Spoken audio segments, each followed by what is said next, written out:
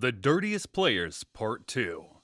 Every sport has its fair share of notorious players, and the NHL is certainly not exempt. In games that involve rough physical play, there will inevitably be individuals who push boundaries. Here's Part 2 of the Dirtiest Players in NHL, ones that we didn't catch in Part 1 of the videos, and the ones you asked in the comments section. Make sure to catch Part 1 too if you haven't already done that. Let's get started. 7. Mark Messier. Opening our list, we have Mark Messier, recognized as one of hockey's all-time greats. He was a dynamic figure on the ice, known for his exceptional skill, leadership, and sure will to win. He left an indelible mark on the NHL. However, beyond the accolades and championships, there lies an aspect of Messier's games that's less celebrated: his propensity for what some may describe as dirty play.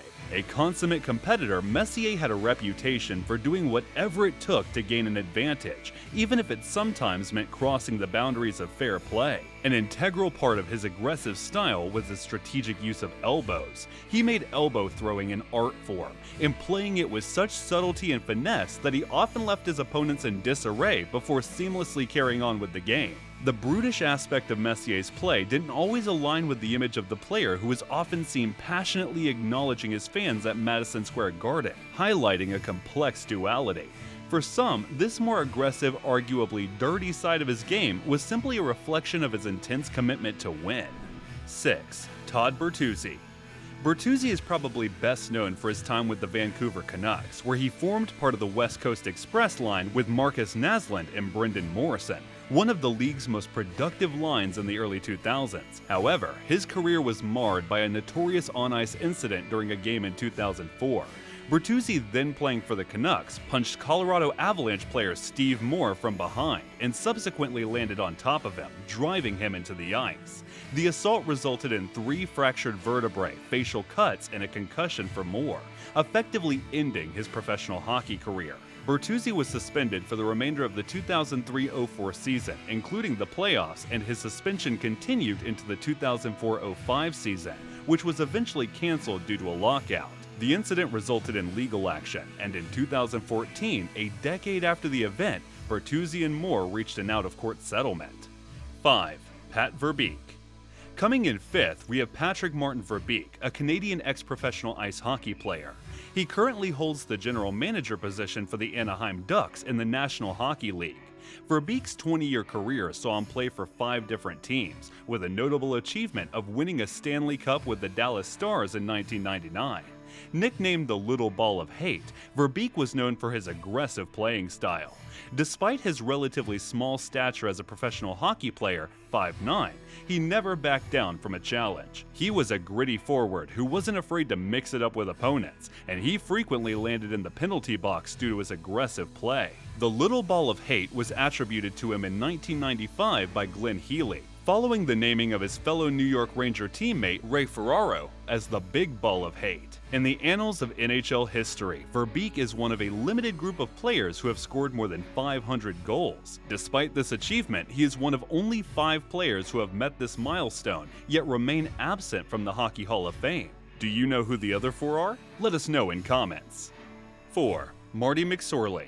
Next on, we have McSorley. He is best recognized for his time with the Edmonton Oilers and the Los Angeles Kings, where he frequently served as an encounter and protector for superstar Wayne Gretzky. With a reputation as one of the league's toughest players, he was an imposing presence on the ice, and his physical style of play often resulted in numerous penalty minutes. While McSorley could be a force to be reckoned with, he was also capable of contributing offensively when needed. He had a career total of 359 points in regular season play, an impressive tally for a player in his role. He also won 2 Stanley Cup championships with the Oilers in 1987 and 1988. However, McSorley's career was marred by a notorious incident in 2000, when he struck Vancouver Canucks player Donald Brashear in the head with his stick during a game. Brashear suffered a severe concussion as a result, and the incident led to McSorley's suspension from the NHL. It also resulted in a legal case where he was convicted of assault in a Canadian court, a rare instance of on-ice violence leading to criminal charges. This incident effectively ended McSorley's NHL career. 3. Matt Cooke. Known for his physicality, Cooke was often seen as an agitator on the ice. Some saw his hard-hitting approach as embodying hockey's toughness, but it also led to numerous suspensions and widespread criticism due to several dangerous incidents. Perhaps the most notorious of these incidents occurred in 2010, when Cooke, then with the Pittsburgh Penguins, delivered a blindside hit to the head of Boston Bruins' Marc Savard, which resulted in a severe concussion for Savard and effectively ended his career. Despite this, Cooke received no suspension for the hit, as it was technically legal then. This incident was one of the key events that led the NHL to change its rules to better protect players from hits to the head. Thanks to this, he has shown that while he may be a talented player, he is more of a liability and an embarrassment to have on your NHL team. 2. Tom Wilson. In the second position, we have Tom Wilson. Wilson plays the role of a power forward, and he combines his size and strength to bring a robust physical presence to the game. However, his aggressive style has often led to controversy, with numerous suspensions due to illegal hits and dangerous play. Critics argue that Wilson's play can at times cross the line into recklessness, risking the safety of his opponents. One of the most notable incidents included New York Rangers forward Artemi Panarin in May 2021. During a game, Wilson was involved in a scrum and pulled Panarin down onto the ice by his hair, which resulted in Panarin missing the remainder of the season. Wilson was fined for his actions, but the incident led to widespread criticism and debate around player safety in the NHL. 1. Ulf Samuelsson. Coming in at number 1, we have Ulf Samuelsson, undeniably one of the most notorious figures in hockey. If there ever was a temple for a ruthless, universally loathed, and outright dirty player in the NHL, it was etched perfectly in the name of Ulf Samuelsson. His demeanor on the ice was one of sheer provocation, known for his disconcerting propensity to aim low and hit opponents near their knees. Moreover, he had an uncanny knack for agitating opponents, but would quickly retreat, rarely dropping the gloves in response, contravening the unspoken code of conduct among NHL enforcers. The relentless critique from Don Cherry, the iconic former Bruins coach and Hockey Night in Canada commentator, was a testament to Samuelsson's style of play. Cherry's disdain for him was palpable, not least because of Samuelsson's Swedish nationality.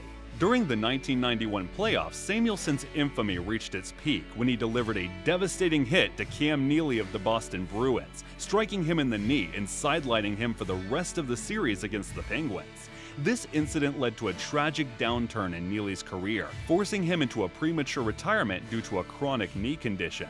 As a result, Samuelsson's notoriety as one of hockey's most reviled figures was solidified. Despite being a renowned knee hunter and consistently playing outside the bounds of sportsmanship, Samuelsson was an effective agitator and an impressive defenseman. Yet the reckless abandon with which he approached the game has secured him a notorious legacy as one of the dirtiest players in the sport's history. But we are not done yet. We could not leave out the greatest of all like players in this list, the man who got the longest suspension in NHL history. Let's take a look at Raffi Torres. Raffi Torres is a former professional ice hockey player known for his aggressive style of play. He gained notoriety for delivering dangerous hits throughout his career, often resulting in suspensions and fines from the NHL. One of the most infamous incidents involved Raffi Torres occurring during the 2015 NHL preseason. On September 29, 2015, while playing for the San Jose Sharks, Torres delivered a brutal hit on Jakob Silfverberg of the Anaheim Ducks. The hit was deemed late and targeted Silfverberg's head, leading to significant concerns for player safety and potential injury. This resulted in a 41-game ban, marking the longest suspension in the NHL. Who else deserves to be on this list? Who deserves a higher ranking? Share your thoughts in the comment section below. Remember to catch part 1 of this video if you still haven't watched it. Subscribe, like, and turn on the post notification bell. Until the next video, keep the stakes sharp.